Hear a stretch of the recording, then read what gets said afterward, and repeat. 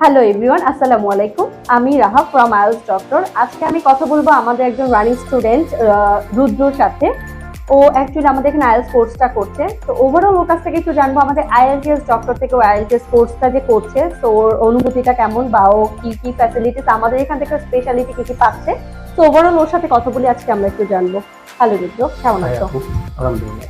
ওকে, আচ্ছা রুদ্র, আমি যদি একটু তুমি তো আমাদের এখানে IELTS কোর্সটা করছো, তো কতদিন ধরে কোর্সটা করছো? আমাদের এখানে কতদিন ধরে আছো? 1 মাস প্লাস আর কি। ওকে, 1 মাস প্লাস। আচ্ছা, ওভারঅল মিলে আমাদের এখানে স্টার্টিং থেকে শুরু করে 1 মাস এই জার্নিটা তোমার কেমন লাগছে? ওভারঅল এখনো আমি আলহামদুলিল্লাহ একটা ভালো স্টেজে আছি, মানে আগের যে অবস্থা ছিলাম ওর থেকে অনেক ইমপ্রুভ হয়েছে আমার। ওকে, গ্রেট। তো আমি যদি একটু পয়েন্ট করে বলি, স্পিকিং এর যদি একটা ব্যাপারে যদি আমি আসি, স্পিকিং আমাদের একটা পার্ট আছে। সেক্ষেত্রে অনেকে আমার কাছে কোয়েশ্চেন করে যে আপু, আমি তো আসলে স্পিকিং এ খুব একটা ভালো কিছু বলতে পারি না, আমি তো কথাই আমার মুখ থেকে বের হয় না, সেক্ষেত্রে আমি কি আগে স্পোকেন কোর্স করে আসবো কিনা? তো এই ক্ষেত্রে যদি আমি তোমাকে অ্যাজ এ স্টুডেন্ট প্রশ্ন করি যে IELTS স্পিকিং এর কোর্স সাথে নর্মাল স্পোকেন কোর্সে কি কোনো ব্যাপার আছে? ওই যদি স্পোকেন কোর্সটা করে আসে, তো ওই ক্ষেত্রে কি কোনো ব্যাপার, মানে সেম কিছু পাচ্ছে বা কোনো ফ্যাসিলিটিস কি হচ্ছে ওর অ্যাড হচ্ছে? এটা আসলে ডিপেন্ড করে তার ব্যক্তিগত উপরে। যদি তার একদম বেসিক লেভেল থাকে তাহলে হয়তো স্টুডেন্টটা করলে পরবর্তীতে আইএলটিএস করার সময় যে স্টুডেন্টটা করবো তাতে তার হেল্প হবে। আর যদি তার গ্রাজুয়েশন লেভেলে থাকে তিনি, তাহলে আমার মনে হয় না ওনার বেসিকটা করার দরকার আছে, স্টুডেন্ট করার দরকার আছে। উনি ডাইরেক্ট আনসার স্পিকিং করতে পারে।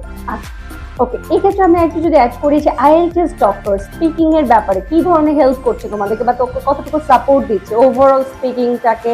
ফ্লুয়েন্সি বলো, IELTS এর স্পিকিং এর তো যে ফর্মুলাগুলো আছে ওগুলো মেইনটেইন করে কতটুকু কি সাপোর্ট পাচ্ছ তোমরা? স্পিকিং এর ক্ষেত্রে হচ্ছে আমরা নরমালি আইডিয়া আমাদের থাকে কিন্তু আমরা বলতে পারি না, একটা জড়তা কাজ করে, বললে হয়তো ভুল হবে এই চিন্তা করে বলি না।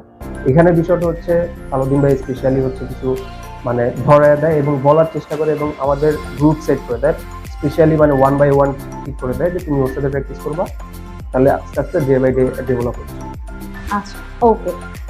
আরেকটা জিনিস যদি বলি, রিডিং এর একটা পার্ট আছে, রিডিং একটা সেগমেন্ট আছে। সেক্ষেত্রে যদি বলি রিডিং তো আসলে আমাদের অনেকের কাছে খুব কঠিন একটা ব্যাপার মনে হয়, যে রিডিংটা আসলে মানে মানে এটাকে কি বলে, নট গিভেন ট্রু ফলস একটা পার্ট আছে। সো ওভারঅল মিলে রিডিং আমাদের কাছে খুব টাফ লাগে। সেক্ষেত্রে রিডিং এর ব্যাপারে এইখান থেকে তুমি কি কি ফ্যাসিলিটিস পাচ্ছ যেটা তোমার ভ্যালু অ্যাড করছে, খুব স্মুথলি তুমি রিডিংটাকে কমপ্লিট করতে পারছো ডে বাই ডে? সেটার একটা বিষয় হচ্ছে মানে আমি যতটুকু মানে কোনো কোচিং হয়তো যাই নাই, কিন্তু আমি শুনছি যে ওখানে খুব কম আমাদের করানো হয়, মানে প্যাসেজ করানো হয়। কিন্তু এখন মানে এখানকার জায়গায় আমরা অনেকগুলো প্যাসেজ করতে পারি, আর অনেকগুলো প্যাসেজ যদি আমরা প্র্যাকটিস করি তাহলে যে ভোক্যাবগুলো আছে ভোক্যাবগুলোর সাথে আমরা পরিচিত হই। এছাড়া হচ্ছে কিছু ট্যাকটিক্স আছে স্যারের, সালাউদ্দিন স্যারের স্পেশাল কিছু ট্যাকটিক্স আছে যেগুলো আমরা অনলাইনে পাই না।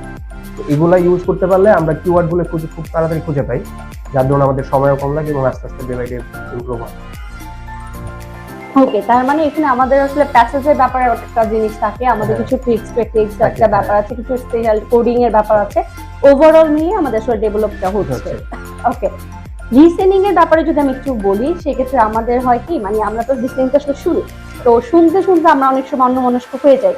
তো সেক্ষেত্রে লিসেনিং এর ব্যাপারে IELTS ডক্টর তোমাকে স্পেশাল কি দিয়েছে যেটা তুমি লিসেনিংটাকে মোটামুটি 25 থেকে 30টা 32টা এরকম হতে পারে? তো এই ক্ষেত্রে কিভাবে হেল্প পাচ্ছ? এই ক্ষেত্রে হচ্ছে আমারও প্রথমত এরকম একটু মানে অন্যমনস্ক হয়ে যেতাম, অন্য চিন্তা করতাম। পরে আলাউদ্দিন ভাই যেটা বললো যে তুমি মানে লিসেনিং তো 4টা সেকশন হয়, যারা করবে তারা জানবে। তো পার্ট 1 এবং পার্ট 4 হচ্ছে স্পেশালি হচ্ছে 2 দিনের মতো যদি প্র্যাকটিস করেন নিজের মন দিয়ে তাহলে এটা হয়ে যায়। কিন্তু পার্ট 2 এন্ড পার্ট 3 হচ্ছে ভাইয়া কিছু বলে দিবে যে আপনি যদি মানে প্রোনাউন্সিয়েশন না বুঝতে পারেন, অডিও স্ক্রিপ্ট দেখে আপনি হয়তো 2 দিন করলে ওইটা সবার জন্য ইজি হয়ে যাবে। 25-30 উঠানো কোনো ব্যাপার না। ওকে, গ্রেট। আর রাইটিং এর ব্যাপারে তুমি কি বলতে চাও? তোমার কি মতামত অ্যাজ এ নর্মাল স্টুডেন্ট যারা হচ্ছে মানে উচিত গ্রামাটিক্যাল ইস্যু একটা ব্যাপার আছে, ভোকাবুলারি নেই পর্যাপ্ত পরিমাণে, সো ওভারঅল মিলে রাইটিং এর ব্যাপারে তাদেরকে তুমি কি বলতে চাও, বা আমরা তোমাদেরকে রাইটিং এর ব্যাপারে কি ধরনের অ্যাডভান্টেজ দিচ্ছি আর কি? রাইটিং এর বিষয়টা হচ্ছে আমি যেটা বললাম, ভাইয়া কিছু কনসেপ্ট দিয়ে দেয় যে আমরা এভাবে করেই লিখতে পারবো। উনি কিছু টেমপ্লেট দিয়ে দেয়, তো টেমপ্লেটটা হচ্ছে দিয়ে দিলে হয় আমরা যে কোনো স্ট্রাকচারের সাথে ওটা ব্যবহার করতে পারি এবং কিছু কিওয়ার্ড যেটা নিজের থেকে মানে টপিক ওয়াইজ যে কোশ্চেনটা আসবে ওই কোশ্চেনের টপিক ওয়াইজ আমরা ওইখানে ফিল ইন দ্য গ্যাপগুলো ফুল করে দিব। এটা হচ্ছে যারা একবারই পারবে না। এছাড়া হচ্ছে তারপরও রাইটিং এর জন্য আমাদের হচ্ছে মানে নলেজ গ্যাদার করা উচিত প্রত্যেকটা টপিক ওয়াইজ, যাতে আমরা ভালো ভালো লিখতে পারি, আইডিয়া জেনারেট করতে পারি। Okay great. তো আমরা অলমোস্ট 4টা সেগমেন্ট ব্যাপারে জেনে গেলাম। সো আমরা আমাদের রানিং স্টুডেন্ট রুদ্রের কাছ থেকে জেনে নিলাম IELTS এর বেসিক স্ট্রাকচারটা বা কিভাবে কি ফ্যাসিলিটিস আমরা কতটুকু আমাদের সাইট থেকে প্রোভাইড করছি। দেন আপনার যদি আরো ডিটেলস কিছু জানা থাকে সরাসরি আপনি আমাদের অফিসে ভিজিট করতে পারেন অথবা আমাদের কলেজের নাম্বারগুলোতে কল ব্যাক করে সরাসরি আমাদের সাথে কথা বলতে পারেন। আপনি কি ইংরেজিতে খুবই দুর্বল? আপনি কি ভাবছেন আপনার পক্ষে IELTS এ ভালো স্কোর পাওয়া সম্ভব নয়? একমাত্র IELTS ডক্টরই আপনাকে IELTS এ আপনার কাঙ্ক্ষিত স্কোরের গ্যারান্টি দিচ্ছে। ইংরেজিতে আপনার লেভেল যাই হোক না কেন, আমরা আপনাকে IELTS এ একটি ভালো স্কোরের নিশ্চয়তা দিচ্ছি। বিস্তারিত জানতে এবং ফ্রি ক্লাসে অংশগ্রহণ করতে যোগাযোগ করুন IELTS ডক্টর, হটলাইন 01684 095 988।